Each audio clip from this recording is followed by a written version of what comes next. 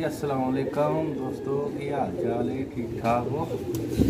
अज दोस्तों अपना जैनवन पटेरा कबूतर वहावागा जनाब। बहुत ही म्यारी कबूतर है मेरा। ते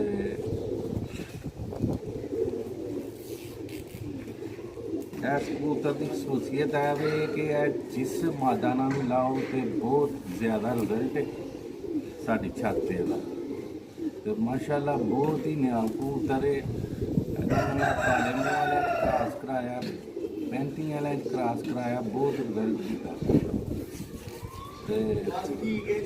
नैट ते काफ़ी दोस्त बटेरिया का शौक करवाते हैं, असी भी तुहानू इंशाअल्लाह ताला ओरिजिनल बटेरे कबूतर का शौक करवावांगे। नेकापुरा सियालकोट की जंगल। उम्मीद है दोस्तों वीडियो पसंद आएगी। तो मेरे जोड़े बाहर मुल्कों बाहर दोस्त ने उन्होंने भी अस्सलाम वालेकुम, तो जोड़े मुल्क के अंदर ने उन्होंने दोस्तों भी अस्सलाम वालेकुम। उम्मीद है दोस्तों मैं कबूतर का शौक करवावांगा, पसंद आएगा उन्होंने। लिया भी फोकस कर दो।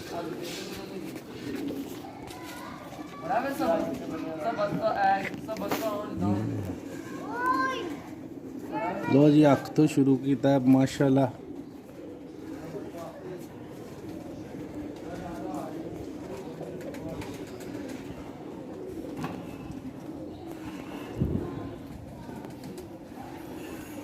रोक के ना पीड़ा लैके लो सारे अखां ने बटेरे कबूतर दियां, ओरिजिनल ब्लीड का कबूतर है, कोई क्रॉस नहीं है। पर कुंदे का भी दोस्तों को शौक करवाने। लो जनाब वाइब्रेशन कबूतर दे विच बहुत ज़्यादा, कभी हथ नहीं लाया। दोस्तों को शौक करवाने वास्ते बटेरे कबूतर का माशाल्लाह है।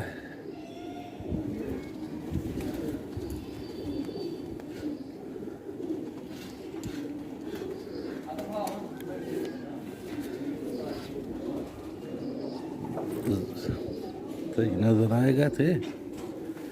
लो जनाब है बटेरे कबूतर की लुक क्लियर का रोक लेना फिर सही। माशाल्लाह ओरिजिनल ब्लीड का कबूतर है बटेरा। दुम दी चेक कर लवो, एक पत्तर वाली दुम है।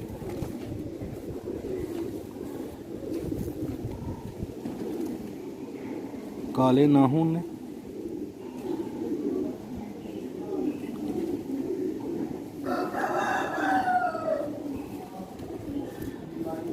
एक बारी फिर दोस्तों को अख का शौक करवा दी।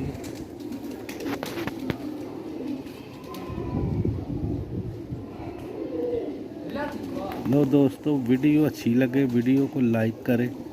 जो दोस्त चैनल ते नवे ने चैनल को सबसक्राइब कर लें। आला क्वालिटी का बटेरा कबूतर है, बच्चे दे फार सेल है। बच्चा भी है मैं शौक करवाना तुहानू बच्चे का, अदे छोटा है बिल्कुल। तो बचपन जी ओदे कलर वेख लो।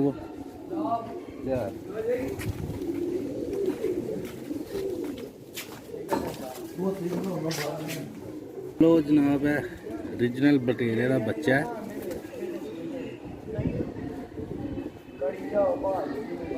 काउट शॉट माशाल्लाह बहुत आला ब्रीड का फार शौक ने।